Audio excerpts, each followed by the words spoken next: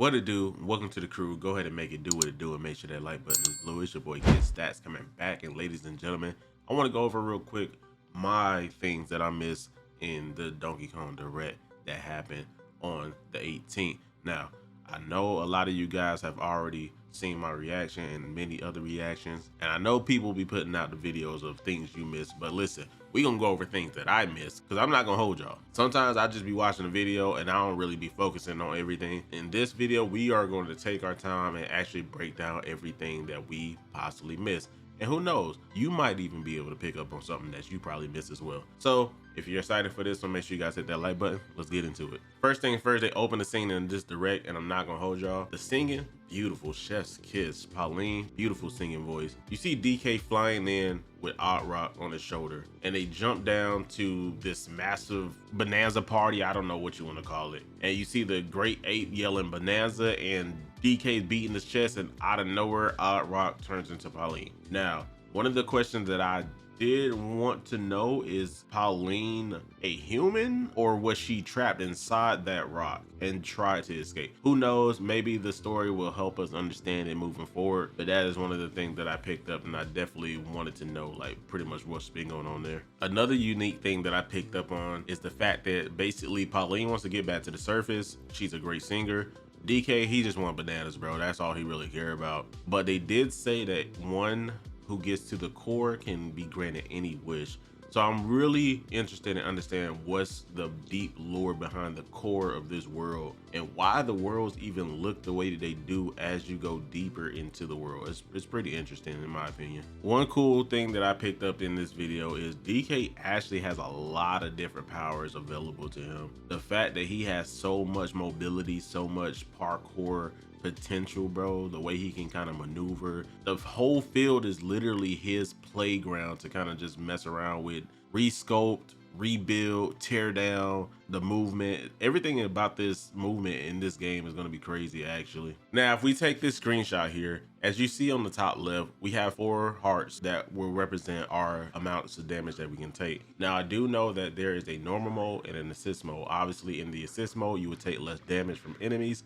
In normal mode, you would take normal amounts of damage. Right below that, you have 4 balloons. Now, this is the same as that balloon structure that is in Donkey Kong Country. Obviously, if you lose a life, hey, what's up, y'all? Editing Stacks here. I want to go ahead and apologize. I was completely wrong with everything I'm about to say here. Later in the video, you will see that I have corrected myself. I just want to go ahead and take that time to let you guys know ahead of time that I'm about to basically say a bunch of gibberish, and it makes no sense because it doesn't even pertain to anything that this game has to offer for us. So again, I apologize. Enjoy the rest of the video. You lose a balloon. Pretty much that's self-explanatory. So obviously if you lose all 4 hearts, that counts as a life as a balloon, so you lose a balloon. To the right of that, you see a barrel which looks like it has an apple on it, and a can that looks like it has like a fireball on it. I'm not sure what those two do, but maybe later on down the road when the game comes out, we'll actually get our hands on it and understand what that does. Coming over here on the right side, you can see the 11,000 gold that they collected, the 106 Bananian chips, and a fossil that he collected as well. Now, as you can see at the top, the gold is actually used as currency in this game, pretty much how they did in Mario Odyssey, where you can take your gold and go to a shop and buy different items. The Bananium chips, as you can see below, you can go to certain item shops you can trade them in for bigger Bananium gems. I believe that they stated later in the direct. Below is a fossil that he collected. Now, I'm not really sure what is the significance of collecting the fossils. Maybe they tell us later on down the road when we actually play the game. Not really sure if it's just a collecting thing or it actually means something to collect all the fossils. We will see when the game comes out. The Banandium gems will give you 1 full banana, pretty much how it is in Mario Odyssey, where you had to collect the moons. I do believe you were able to purchase one of the moons from a shop using a certain currency, so I believe the Banandium gems will serve the same exact purpose. Now, looking at attention to detail at this part of the video here, you can see Donkey Kong punching a tree, which is actually interesting to see that we can actually physically see him punching through wood, which is cool because you can see the little wood chips popping off on the tree as he punches through it. So I thought that was a pretty cool attention to detail. Now on this screenshot here, we can see a few additional fossils on the bottom right. I'm not actually sure what this is. I'm not sure if you have to collect each enemy, is I'm thinking that's the only thing that kind of comes into mind. Because as you play this clip, you go on to the next screenshot, what seems to look like 5 leaves collected. I'm not sure what the thing in the middle is, but then you got the thing on the bottom that looks like a triceratops. I'm not really sure what's going on with these fossils. Maybe this is a part of the game that actually you have to collect certain fossils to complete a certain mission or a certain task moving forward. So I'm really interested in seeing what these are about. In this part of the video, it does go over the dive punch, and it explains pretty much how well and how deep you can punch into the ground depending on the terrain that you are punching at. Next up, they show the roll forward mobility that you have with Donkey Kong, which basically you can use to actually parkour and maneuver through the field pretty quickly. Of course, you got the infamous hand slap that you can use to kind of help you collect Bananza chips, gold, things of that nature. Also, if you're hanging on a vine or anything like how he's doing here, going across a platform up using his hands. Obviously, you can use your feet to collect any Bananza golds or chip that you cannot reach with your hands. Now, the chunk jump is actually interesting. I'm actually ready to see how many speed runners can come up with unique ideas to reach different heights based off of like the mobility, the chunk jumps, things of that nature, using the terrain to their best of their ability. I'm actually interested in seeing like the creative ways that people actually play this game. One of the more exciting ways of traversing the land is the surf turf. I'm really interested in doing that. The surf turf actually is going to be a lot of fun. I'm actually interested and ready to see how that works out. Right here in this part of the direct, you see Donkey Kong pulling up a chunk of ice and lava surfing on it, but obviously you see the ice melting. So this is a really cool attention to detail, seeing how you can actually use the terrain to your advantage, and it clears out a path of the lava for DK. Now, I'm not sure if the lava will eventually come back, but that is interesting to see that you can use that to your advantage. Now, in this screenshot, it looked like we are in some kind of underground racetrack, and you can see the podium for first place, second place, and third place with Rambi sitting over there. And if you look closely, you can see Dixie Kong over there as well. A couple of monkeys in the background kind of dancing, having fun. And you see DK and Pauline going back to the top. So I'm assuming this area will be like an extra area where you can go to race, kind of do like mini games and things of that nature. I think this is going to be a really interesting, fun part of the game. Can't wait to actually be able to see Diddy Kong and Dixie Kong again, bro, in full HD 4K, bro. It's gonna be sick, bro. I cannot wait for this part of the game. Here in this scene, you see DK rolling towards what seems like some kind of fish type enemy, and it created a rainbow bridge behind him, which he was able to go up, tear a chunk off, and float up with that piece of rock. I'm not sure what that may be. We're just gonna call that Rainbow Road. I have no idea, but he's able to tear a chunk off of Rainbow Road and take flight with it, which obviously you can see it does not last long.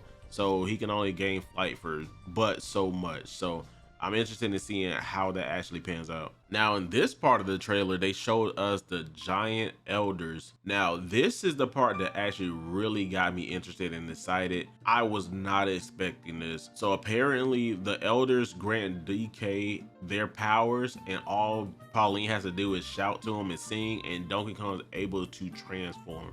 Now this is going to be a very interesting part of the game, and it's going to really change how well and how fast you can traverse the world around you, bro. Like the endless possibilities. Like this game alone is going to give you so many different ways of playing, so many different styles. It's going to have very great replayability, which I really love about video games, that have very different ways of handling and beating the game, to allow you to basically have different playthroughs, different ways of going through the game. It's going to be really interesting in seeing how these power-ups actually make the game.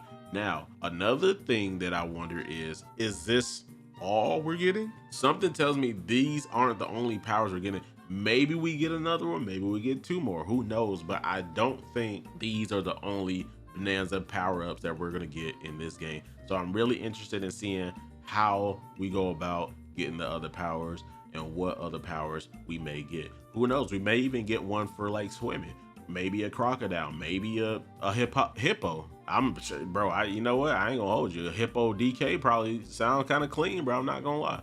But I'm really interested in seeing like what other powers we get. And then of course in this scene you see the Void Company.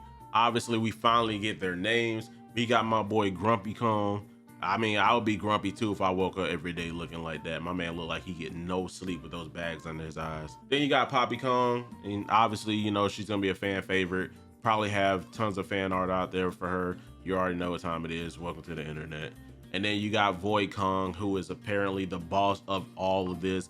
Something tells me that he's even working behind another big boss that we pretty much kind of know where that's going with. King K. Rool. I do believe that their motive is more to it than just stealing all the Bananza gems. So I'm really interested in seeing what their story kind of unfolds to and what they have to offer for the story. A little later on in the video, obviously you see DK using his different Bananza powers, fighting the mini bosses and the big bosses and things of that nature. They're showing you basically how you can use the Bananza powers to help you in your advantage to these boss fights. And obviously when you beat one of these bosses, you'll open a path to go lower in the mantle and obviously open up a sinkhole. So these will be the ways of traversing to the next world, the next part of the crust, going deeper. So basically beat a boss, create a sinkhole. That pretty much sums that up. This part of the video is pretty interesting. So we're gonna be able to get these things called ancient rooms. This kind of reminds me a throwback of Crash Bandicoot when you had these special sections of the game where you can pretty much do like little mini courses and things of that nature. So I'm really excited to see them using this to be able to bring back side scrolling courses, different 3D texture courses, different challenges, race courses. You name it. It's going to be pretty fun. It's going to be interesting. They got a Wreck-It Ralph course, as you can see here. Donkey Kong's beating the heck out of a building to tear it down. Bro, there's going to be so many different things that we didn't even see here yet that's going to really expand on the things that we're going to be able to have to our leisure of exploring the world of DK Bananza. Now, one of the things that I'm really excited for is the skill tree that they have for us, bro. I'm not gonna hold you. I love RPG games and skill trees are amazing, bro. This is gonna be a very fun way of playing DK Bananza because you can use skill trees to learn different things that might give you better punching, better jumping, better maneuverability, better surf turfing. And as you can see here, you can learn certain skills to be able to surf as they call it. I thought that was a pretty funny name. Surf. So use a piece of material to surf on the water. That is insane. I can't wait to see how many other different skill tree things that they have for this game. It's gonna be really interesting to be able to unlock and see all what they have to offer. Now, if we take a quick look at this screenshot, you can see at the top left, you have 14 skill points. Now, one of the questions I did have is, how do we go about getting these skill points? Do we have to beat a certain amount of enemies? Is there like some kind of weird level up system that's hidden that we don't really know about? There has to be some type of way of getting these skill points. Now, I don't know if that means just beating strictly boss fights or maybe the secret hidden areas that you complete, you get a skill point for it.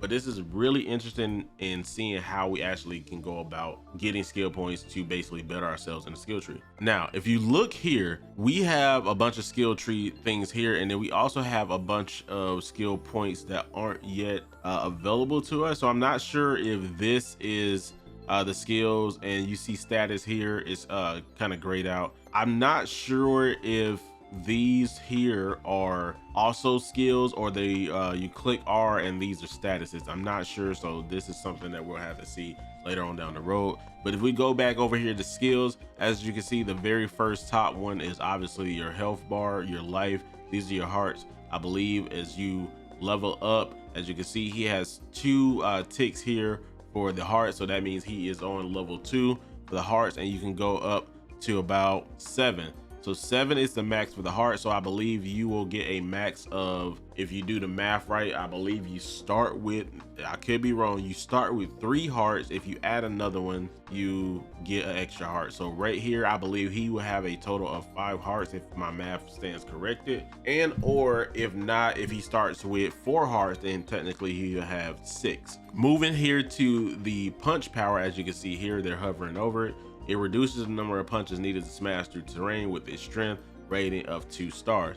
Now, right here, as you can see, this one only has 4 level up. So you can get this to +4 on the power up scale, and then obviously do better punches to basically smash through wall. This will probably help for getting through terrain quicker versus just continuously punching and not really getting anywhere. If we look to the right, we see a rock that it look like it's being thrown down. This could obviously be smash. Maybe you're smashing a rock on something or throwing it down. I'm not sure.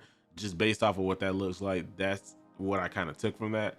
Right here, you have a fist that look like it's powered up. Not really sure what this would be. Maybe it could be like some kind of charge punch that we haven't seen yet. So I'm really interested in seeing what this is. Here you have a barrel with a fruit on it. This is another item that I'm really interested in. There's the can that has like a little fireball. These are the two that kind of hover over his health bar. So I'm really interested in seeing what these two are and what they actually do. This one here to the left of the soda can with the fireball obviously looks like the hand sonar. So obviously stopping the ground lets you see the sonar ability to find different things that are hidden. The one above the sonar looks like a throw ability. So I'm assuming this is like your throw power. To the right of the throw power, what seems like a timer on Donkey Kong Surfing on the Rock. So this might be your surf turf, how long your items last while you're surf turfing on the item. To the right of that, I can't really make out what this might be. It looked like Donkey Kong flexing. As a matter of fact, now that I look at it, it looked like he's punching up. So this could be his punch up power that he uses to kind of give him the ability, same kind of like punching the punch power or punching through wall. This could be punch power up to pretty much be how well and how destructive he can be while punching up and tearing up terrains. Below the punch up power, it looks like this is some kind of reflect type ability. I'm not sure if DK just gained some type of ability where he can reflect or deflect one item or something. I have no idea. I'm interested in seeing what that is. Obviously right here, you can see DK surfing on top of water right here. And one thing that I did pick up on that I'm starting to realize, the skills that have just one power up just by unlocking it, these might be the skills that you unlock to do certain things like the surfing on water. This could be the DK barrier or something you can use one time per fight or whatever, and it has to have a recharge. This, I'm not sure what this could be. Maybe this is a power where DK can take an item and smash it on the ground and it has like some kind of crazy ripple effect. I'm actually interested in seeing what that will be. Now, if we go all the way down back to where the sonar hands are and go below that, this is his ground pound ability, which I believe this is where it comes into play how strong and how strengthened his ground pound move is. So I'm actually interested in seeing what this actually comes out to be when it drops. Below that, oh, this is cool. This is cool. If you can see here, you can see Donkey Kong with his hands out. If you can kind of make that out right below the ground pound, he looks like he's going in a tornado move. So this move is going to be amazing. I'm not gonna lie, I'm probably gonna spam the heck out of that. I'm probably gonna try to learn that ASAP.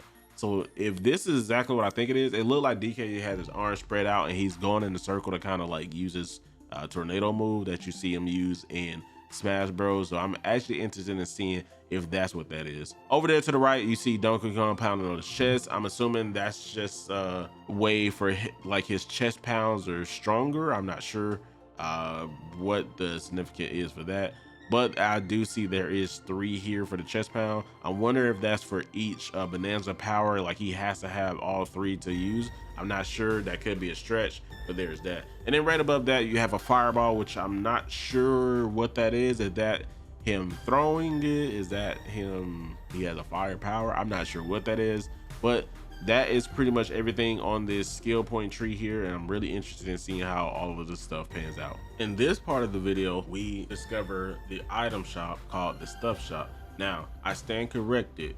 I do want to apologize. The red balloons are actually used to recover you from taking no damage after falling over an edge. It consumes 1 balloon per recovery. Now, I do apologize. This actually went over my head as I was watching the video. I was just excited to actually be able to watch it and understand what everything is. Now, moving forward in the video, we actually get to see what these soda cans were, and the first one here is apple juice. Pressed from giant apples automatically restore all health if it reaches 0. Consumes 1 can per restoration.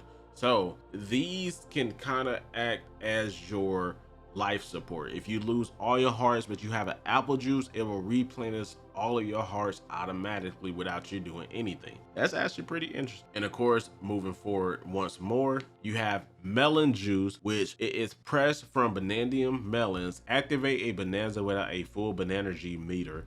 Consumes 1 per can per transformation. So this is going to be able to help you replenish your Bananza power-ups or your Bananza powers. So I'm actually glad that I actually took the time to slow this trailer down and rewatch it, because again, this is stuff that I missed, and of course there are a few of you out there that probably missed this as well. So I'm glad we can kind of slow this down and go over and understand what actually each of these things do. Now, fast forward a little bit further, you can see DK here collecting a fossil. And as you can see, as he collected the leaf fossil, it said that he had leaf 2 out of 61. So I don't know if this is saying this world itself has 61 leaves for you to find, or there's 61 leaves total in the whole DK Bananza game. So I'm actually interested in seeing how that actually works in each world. Okay, now we get down to the nitty-gritty of why fossils matter.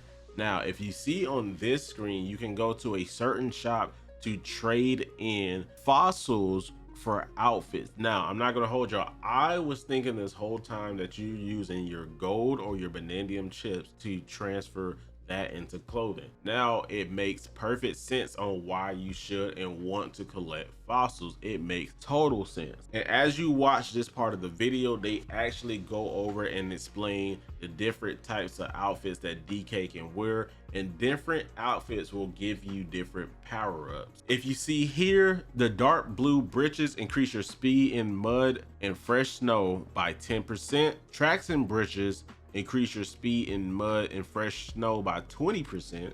Bananza tie increases the amount of Bananza gained from gold by 25%. And the Giddy Up Canyon Get Up extends your calm Bananza time by 40%. So it's gonna be really interesting in seeing the different outfits, what they all do, what all you can pretty much gain from experiences to getting better power-ups to getting better percentages on Bananza time and things of that nature. It's gonna be really interesting in seeing how all of this stuff is gonna kind of work out together. And then of course we got the Rustling Canyon Get Up, extends your calm Bananza time by 40%, which is I believe is the same time as the Giddy Up one as well. You have the Gold Canyon Get Up, which extends your calm Bananza time by 40%. So all three of these seem like they are the same. They're just pretty much depending on which look you want to go with that look. There you go. And then obviously you have the Sunset Red Fur, fiery like setting sun, sinking behind the savanna horizon. So I don't think the fur color matters too much. It doesn't seem like it changes much, but if you kind of like peek at a little bit on the right side, you can see black DK fur, which this one costs, it seems like 10 leaves.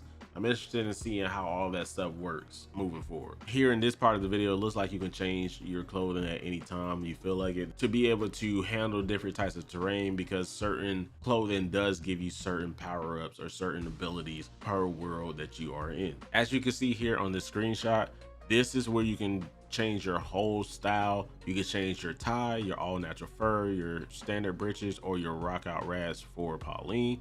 So obviously the combinations of the 3 or the 4, if you want to count Pauline as well, will change how you maneuver, how different things work for you. As we see here, the swimming britches increases your swimming speed by 15%, and the rock out rafts for Pauline increases your Bananza time by 10%. So a lot of these things together will be able to stack to give you more Bananza time, more sprint speed, more swim speed, things of that nature. So I'm actually interested in seeing how many different clothing options and combinations you can choose to be able to maneuver and swim faster and have longer Bananza times. And obviously in this part of the video here, you can see DK digging in the ground and finding a treasure chest, and he did indeed find a map which does point him and help him out finding and locating the fossils that are on this particular map. Now on this part of the video, it does state that there is a section of showing you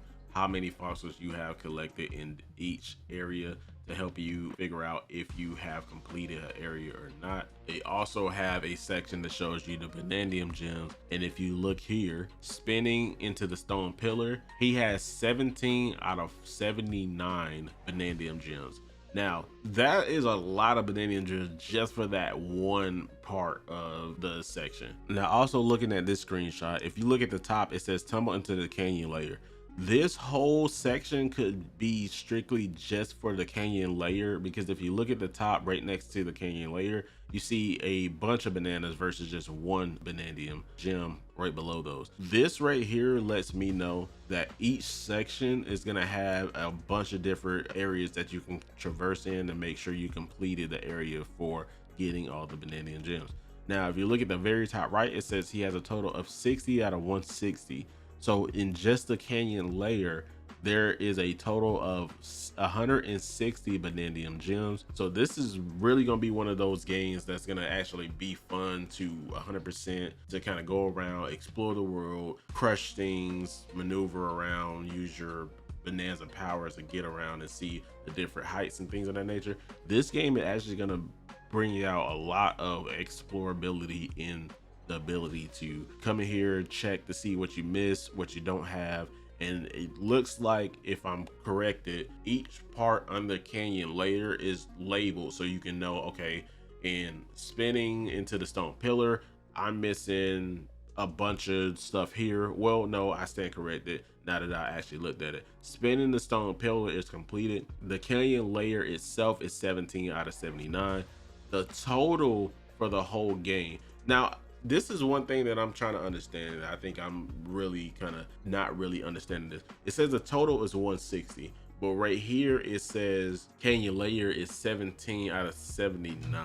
So is that saying canyon layer is 70, only has 79, or is the total 160? Because that doesn't, in my opinion, it doesn't make sense to me that majority of the vanadium gems are in the whole game are found in canyon layer, because that's a big chunk of gems just in canyon layer. And I do believe there are way more worlds than just a few of them in the game. So I'm interested in seeing, knowing what that total is at the top right. And obviously you got the canyon layer saying you had 17 out of 79. So obviously spinning in the stone pillar is completed. The other ones that aren't completed, they don't have the vanadium gems next to them. So I'm interested in seeing, as you get to certain parts of the canyon layer map, it'll open up that part of the quest to say, hey, you got this vanadium gem. So these are the ones that are missing. So I am tracking now. My apologies. And then obviously this part of the video here, you can carve out a part of a rock to make your own home called a getaway, which you can use to relax, change clothes. There's probably even more stuff you can do here.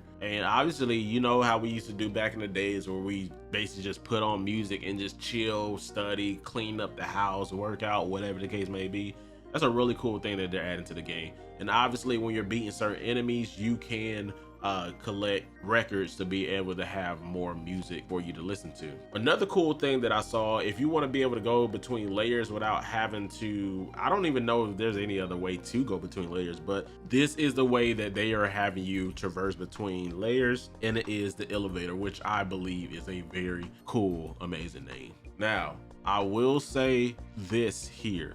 This is a very interesting screenshot. This might tell us how deep or how many worlds the game is. And as you can see here, you got lagoon layer, hilltop layer, and canyon layer, which we were talking about earlier. Is this somewhat kind of confirming maybe you have 3 worlds per section? Maybe. I mean, it could be a stretch. So I'm showing you got your crust, obviously, you got your inner, listen, I'm not the science guy here. I forgot the terminology for all the different layers and mantles and crusts for the earth, but hey, hear me out.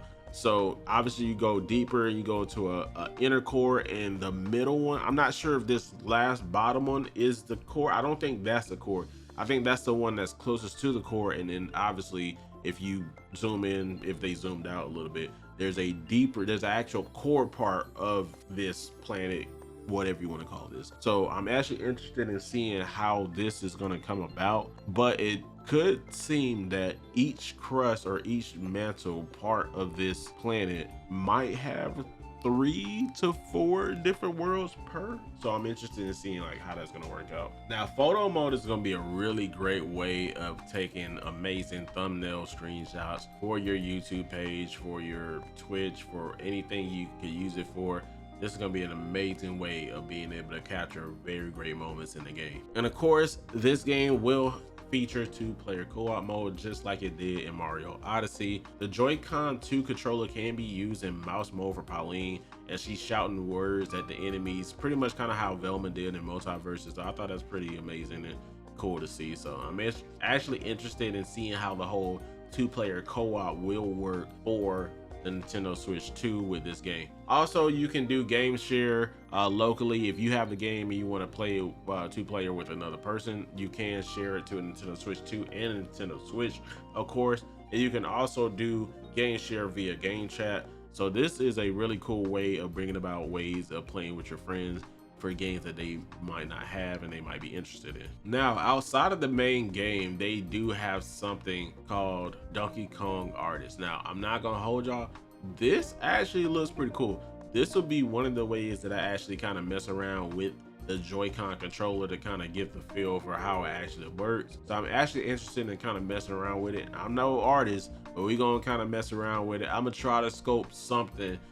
I'm gonna be as creative as I can be, but don't expect no Picasso stuff around here because I'm not him. And then of course, no surprise, this game does have amiibo support, and there is going to be a Donkey Kong and Pauline amiibo, which is gonna feature the Pauline Diva dress that you can unlock by using that amiibo. Now, in this part of the section, you see that you got the Kong OG letters dropping down from the ceiling. You can see Donkey Kong picking up the end and throwing it towards Dixie and Diddy Kong sitting at the podium from what looks like what we saw earlier with the race section. So I'm really interested in seeing how this section is going to be. It's going to actually be pretty cool. On this part of the video where you see DK free falling and Pauline's talking to him, saying how much she loves to sing, and when they get to the surface, they can make something of it. I believe that this is a prequel to Mario Odyssey, and they are the reason that New Donk City exists. I'm not sure if they built it or something happens in the core where she makes a wish and she somehow gets up there and magically, boom, New Donk City exists. So I'm interested in seeing how all of that kind of works out. This is actually gonna be one of those games that's gonna have very great replayability. I'm actually really interested in, and I'm surprised I haven't talked about it yet in this video, it has voice acting. Obviously, so far from what I've seen, I've only seen Pauline talking and heard her talking. Obviously, you heard the other, enemies making noises, but they didn't actually speak English. So I'm interested in seeing how all of that works with the voice acting. I'm really excited for maybe future projects that may have voice acting. It is that time, like, come on, Nintendo, like we're in the 21st century. It's 2025 going on 2026 soon. Like, come on now, give us some voice acting in some of y'all games, man.